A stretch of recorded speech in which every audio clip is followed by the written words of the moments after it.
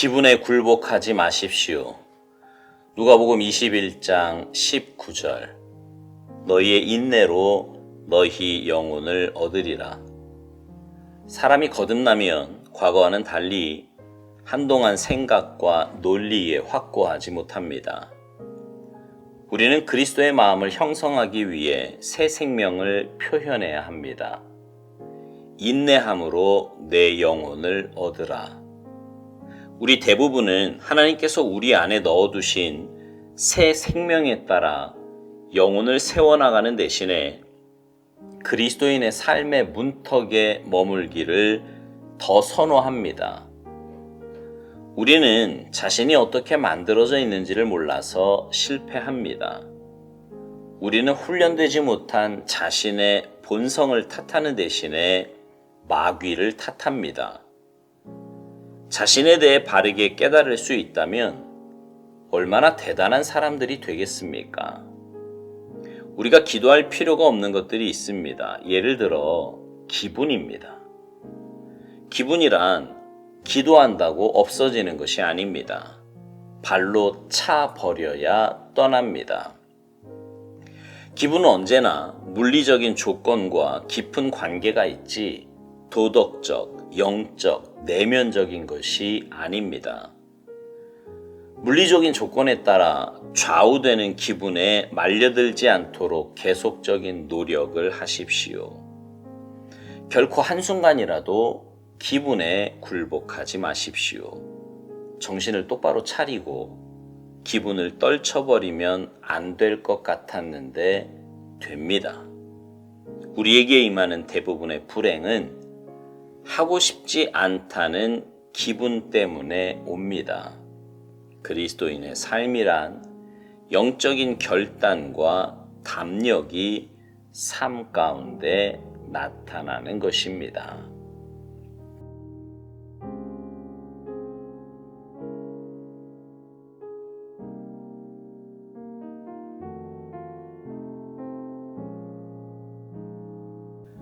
갓 태어난 아이들을 보고 있으면요 그렇게 예쁠 수가 없습니다.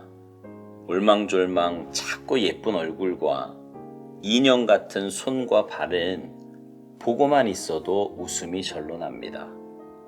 간혹 하품을 하거나 베넷짓을 하며 미소를 지을 때면 천사가 따로 없지요. 근데 그렇게 예쁘고 귀여운 아기가 자기 스스로 할 수 있는 일은 아무것도 없습니다. 특별히 자신의 상태나 기분을 표현하기는 그저 우는 것이 전부입니다. 그래서 아기가 아픈 것이 제일 불쌍하다는 말도 합니다. 어디가 어떻게 아픈지 말도 못하고 표현하지도 못하기 때문이지요. 이건 영적으로도 마찬가지입니다. 오스왈드 목사님 표현대로 사람이 거듭나면 생각과 논리에 확고하지 못합니다. 좀 바보가 된 것 같기도 하고요. 뭐가 뭔지 잘 모르는 그런 상태가 되기도 합니다. 하지만 그건 이상한 일이 아닙니다. 갓 태어난 아이와 같이 자신을 표현하기 힘든 지극히 정상적인 상태입니다. 그때 막 자신의 내면의 모습을 이야기할 수 있다면 그게 더 이상한 일입니다. 그러나 영적으로 자랄수록 우리는 새 생명을 표현해야 합니다. 말씀을 통해 깨달아지고 하나님이 주시는 은혜로 점점 성장해 가는 우리의 영적인 모습을 말할 수 있어야 합니다. 근데 처음 신앙생활을 하면서요, 영적인 세계 안으로 선뜻 들어오기를 꺼려하는 사람들이 종종 있습니다. 두렵기도 하고, 아까 말씀드린 대로 뭐가 뭔지 잘 모르겠는데 너무 깊이 들어오면 안 될 것 같기도 하고, 이런저런 생각에 선뜻 영적 성장의 길로 나아가지 못하는 거예요. 그렇다고 떠나자니 뭔가 있는 것 같고, 깊이 들어가자니 조금 두렵기도 하고, 이러지도 저러지도 못하는 상태에 있게 되는 것입니다. 우리는요, 하나님의 형상으로 지음받은 하나님의 자녀들이고, 하나님의 말씀대로 살 때 가장 복되고 아름다운 삶을 살 수 있다는 것을 늘 기억해야 합니다. 그런데 이것을 기억하려면, 이것을 또 깨달으려면 경건의 훈련과 올바른 예배 생활이 끊이지 않고 지속되어야 하는데 그러지를 못하는 것입니다. 처음 신앙생활 하면서 가장 많이 오는 유혹이 예배 빠지는 유혹, 경건의 시간을 갖지 못하게 하는 유혹입니다. 악한 원수 마귀가 절대로 그냥 둘 리 없기 때문이지요. 목회를 하면서 보면은요, 처음 예수 믿을 때 어떤 모습이냐가 그 사람의 일평생 신앙생활을 좌우하는 것을 보게 됩니다. 어떻게 해서든지 예배 빠지지 않으려고 하고요, 앞에서 이끄는 대로 순종하며 잘 따라오는 분들이 있습니다. 배움에 열심을 내기도 하고요, 경건의 훈련에 할 수 있는 대로 최선을 다해 열심을 냅니다. 그런 분들은요, 믿음이 예쁘게 자라 건강한 신앙인으로 자라는 것을 보게 됩니다. 근데 어떤 분들은요, 자신의 기분에 따라 신앙생활하는 분들이 있습니다. 기분 좋으면 열심히 나오고 기분 나쁘면 예배에도 참석을 안 합니다. 기분이 좋으면 셀 모임에 참석하고 기분 안 좋으면 그 모임 자체를 거부합니다. 여러분, 신앙생활은요, 기분 따라 하는 게 아닙니다. 오스왈드 목사님은 기도할 필요가 없는 것 중에 하나가 기분이라고 말합니다.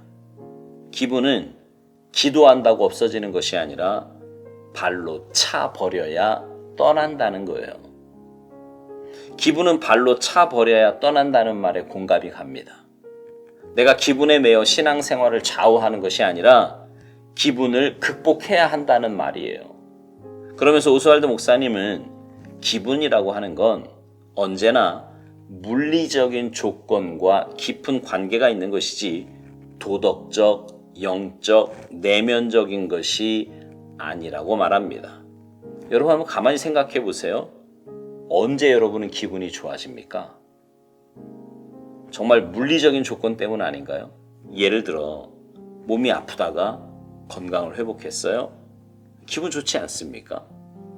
경제적으로 어려웠는데 어느 날 이런저런 일로 그 어려운 경제적인 문제가 해결이 되었습니다. 기분 좋지 않나요? 날 불편하게 하던 사람이 떠나게 된다든지 아니면 관계가 잘 회복이 됐습니다. 기분이 좋지요. 이런 외적인 조건, 물리적인 조건이 내 기분을 좌우하는데 그 기분에 따라 영적인 삶을 살아간다면 결국 내 신앙생활은 외적인 조건에 따라 좌우된다는 말이 아니겠습니까? 그래서 오스왈드 목사님은 물리적인 조건에 따라 좌우되는 그 기분에 말려들지 않도록 계속적인 노력을 하라고 말합니다. 결코 한순간이라도 기분에 굴복하지 말라고요. 여러분의 신앙생활을 한번 점검해 보십시오. 특별히 신앙생활 시작한 지 얼마 안 된 분들은 혹시 내 기분 따라 신앙생활하고 있지는 않은지 점검해 봐야 합니다. 만일 신앙생활을 오래 했음에도 불구하고 여전히 내 기분 따라 예배 참석, 경건의 훈련, 봉사 등이 결정된다면 정말 많이 회개하고 자신의 영적 상태를 점검해 봐야 합니다. 그거는요, 아직도 내 영적인 상태가 어린아이의 수준에서 벗어나지 못했다는 증거이기도 합니다. 오스왈드 목사님은 묵상 마지막 부분에서 이런 말을 합니다. 우리에게 임하는 대부분의 불행은 하고 싶지 않다는 기분 때문에 온다고요. 그러면서 그리스도인의 삶이란 결단과 담력의 삶 가운데 나타나는 것이라고 말합니다. 우리가 기분 따라 살면 우리 삶은 불행해집니다. 영적으로는 더 그렇습니다.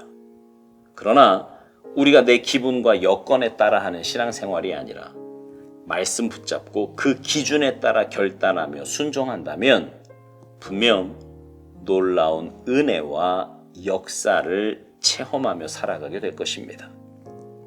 사랑하는 성도 여러분, 우리 성숙한 신앙인이 됩시다. 어린아이와 같이 기분에 굴복하는 불행한 신앙인이 아니라 말씀 따라 순종하며 하나님의 인도하심 따라 순종하는 성숙한 신앙인이 되시기를 간절히 소망합니다. 아멘.